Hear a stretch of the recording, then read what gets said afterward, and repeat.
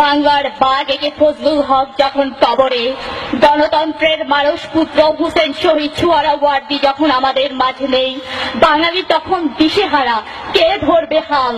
ঠিক তেমনি সময় বাংলা মায়ের আশীর্বাদ পুষ্ট হাজার বছরের শ্রেষ্ঠ বাঙালি বঙ্গবন্ধু শেখ মুজিবুর রহমানের আবির্ভাব। সাগরকন্যা সন্দ্বীপের ঐতিহ্যবাহী সংগঠন নবপ্রজন্মের মুজিব কর্তৃক আয়োজিত আজকের এই মহতী শিক্ষা ও সাংস্কৃতিক অনুষ্ঠানে উপস্থিত শ্রদ্ধেয় সভাপতি, মাননীয় প্রধান অতিথি, সুবিজ্ঞ বিচারক মন্ডলী এবং উপস্থিত সম্মানিত সুধীবৃন্দ, সবার প্রতি রইল আমার সালাম, আন্তরিক শুভেচ্ছা ও অভিনন্দন। আজকে আমাদের বক্তৃতার প্রতিপাদ্য বিষয় হল মুক্তিযুদ্ধে বঙ্গবন্ধু ও বিরোধীদের ভূমিকা। হাজার বছরের ইতিহাসে বাঙালির শ্রেষ্ঠতম অর্জন বাংলাদেশের স্বাধীনতা।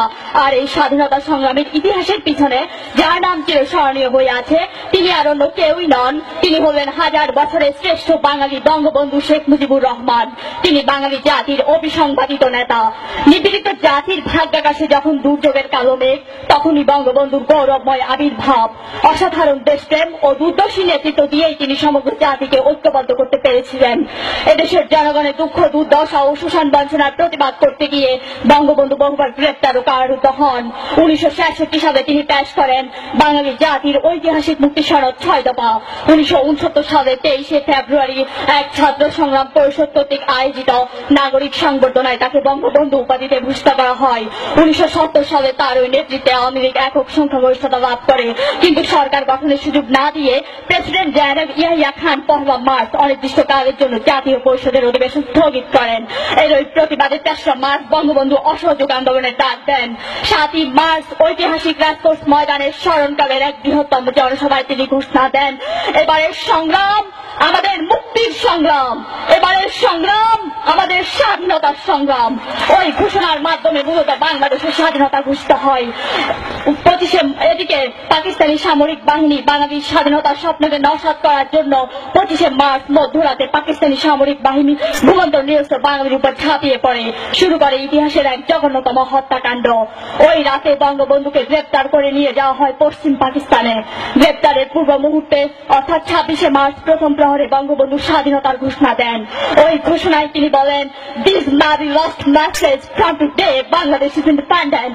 I call upon the people of Bangladesh, wherever you might be, wherever you have, to resist the army of occupation to the last. Your fight must go on until the last soldier of the Pakistan occupation is expelled from the soil of Bangladesh and final victory is achieved." শুরু হয় মুক্তিযুদ্ধ। মুক্তিযুদ্ধ চলাকালে 10 April বঙ্গবন্ধুর অবর্তমানে তাকে রাষ্ট্রপতি গড়ে গঠিত হয় স্বাধীন বাংলাদেশের সরকার। এভাবে দীর্ঘ 9 মাস রক্তক্ষয়ী যুদ্ধ শেষে 16 ডিসেম্বর বাঙালির বিজয় সূচিত হয়। 1972 সালের 10 জানুয়ারি বঙ্গবন্ধু পাকিস্তানি কারাগার থেকে মুক্তি পান। এরপর একটি স্বাধীন সার্বভৌম বাংলাদেশের প্রত্যাবর্তন করেন। কিন্তু এদেশের সকল জনগণ যে স্বাধীনতা প্রিয় ছিল তা নয়। একটি দেশের জনগণ যতই স্বাধীনতা প্রিয় হোক না কেন, তার মধ্যে থাকে কিছু পরাধীনতা প্রিয় তথা অন্যের চাটুকারিতা প্রিয়। এদেরকে বলা হয় স্বাধীনতা বিরোধী। তেমনি 1971 সালের মহান রক্তক্ষয়ী যুদ্ধেও ছিল কিছু স্বাধীনতা বিরোধী। এদেরকে বলা হয় রাজাকার, আলবদর, আল শামস। এদের মধ্যে অনেকে আবার শুধু বিরোধিতা করে ক্ষান্ত হননি, তারা পশ্চিম পাকিস্তানি হায়নাদের সাথে হাত মিলিয়ে এদেশের মানুষকে গণহত্যা চালায়, লুটতরাজ, নারী নির্যাতনের মতো জঘন্যতম কাজ করে। এরা শান্তি কমিটি গঠনের নামে পাকিস্তানিদের সাথে হাত মিলিয়ে এদেশের মানুষকে বর্বর হত্যাকাণ্ড চালায়, কিন্তু তাদের এসব অপতৎপরতা বাঙালিকে দোষিয়ে রাখতে পারেনি। তারা স্বাধীনতা সূর্যকে চিনিয়ে এনেছিল। যারা মুক্তিযুদ্ধের বিরোধিতা করেছে তারাই যুদ্ধ অপরাধী। মানবতা বিরোধী অপরাধের বিচারের জন্য লড়ছে প্রজন্ম থেকে প্রজন্মের জাতীয় প্রয়োজনে। যারা মওদুদী ও গোলাম আজমের অনুসারী, 71 বিরোধী দর্শনে বিশ্বাসী, তারা রাজাকারের পক্ষবাদী, ওরা প্রকৃত রাজাকার। জাতি হিসেবে আমাদের কলঙ্কের ও লজ্জার।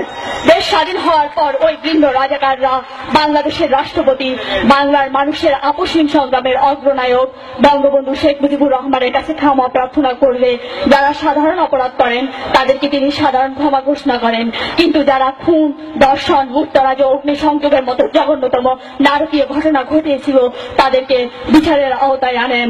স্বাধীন বাংলা বঙ্গবন্ধুর শ্রেষ্ঠ কীর্তি। বঙ্গবন্ধু ও বাংলাদেশ এক এবং অবিচ্ছেদ্য, যেন মুদ্রার এপিঠ আর অপিঠ। বাংলার স্বাধীনতা, ভাষা, সমাজ, সংস্কৃতি ও সভ্যতার মধ্যে বঙ্গবন্ধু চিরকালের জন্য চিরজাগ্রত। তিনি জাতির জনক এবং সর্বকালের সর্বশ্রেষ্ঠ বাঙালি। তিনি অমর, অবিনশ্বর।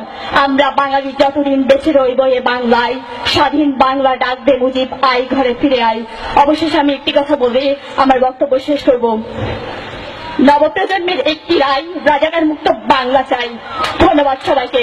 জয় বাংলা, জয় বঙ্গবন্ধু। পরম করুণাময় এ জাতির মঙ্গল করুন। ধন্যবাদ মেহেরুন্নেসা কেয়াকে। আমাদের এবারের প্রতিযোগী দিলদার হোসেন, দক্ষিণ পূর্ব সন্দ্বীপ উচ্চ বিদ্যালয়, দক্ষিণ জোন। মুজিব সন্দেহ করতে কায়দিত